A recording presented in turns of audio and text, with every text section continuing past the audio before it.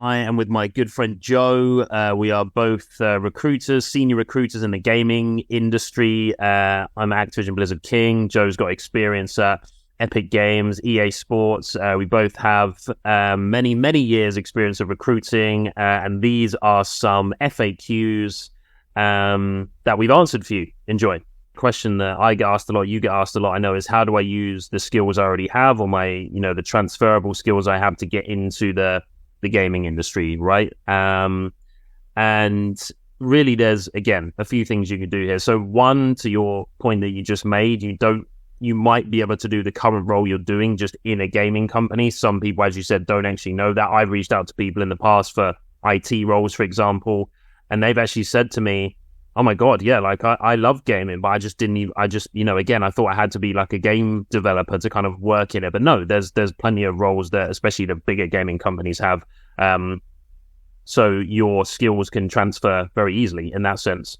The other thing to do is, honestly, and I know they're not the most fun documents in the world to read, but is look at the job descriptions, because they are telling you what the hiring manager needs, what the company values, and simply, if you've got your CV, your skills, your achievements, your results in front of you, match them up to the bullet points on the job description. And I'm not saying they're going to match up 100% perfectly for every single one, but often you might find if they're asking for this specific skill, you've been like, okay, well, actually, I've done this in my previous role.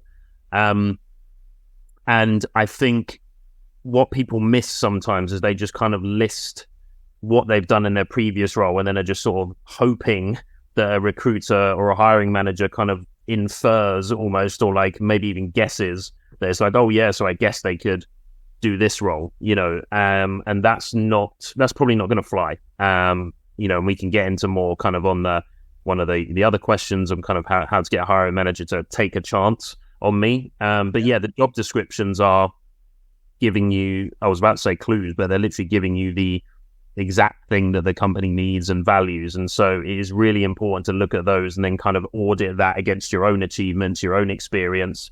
And another thing you can do as well, and I have written about this before, and I think I posted on LinkedIn about it, is, and this might take a bit of confidence to kind of reach out to people, but people who work in the gaming industry, right? So like whether they are, if you want to be a designer, a developer, like whatever it is, but like, find these people on LinkedIn. LinkedIn has like, I think 1 billion users now. It's free. Probably everyone you would love to connect with is on there. Find these people, connect with them, reach out to them, and sort of play the kind of mentee role, the mentee mentor role, and basically be like, look, I would absolutely love to be kind of where you are one day. Do you have any words of wisdom for me as someone who's transitioning kind of into the gaming industry? And not everyone's going to reply. That's fine. But some people will, and it'll give you kind of a really good insight into kind of what someone who's actually doing the job says about how to get the job, which I just think is invaluable. And then it potentially gives you kind of another contact. Maybe at some point they refer you. It goes on and on and on. But yeah, I think those are a couple of ways that you can kind of use your transferable skills and get a bit of an insight into how to use them to get into the gaming industry.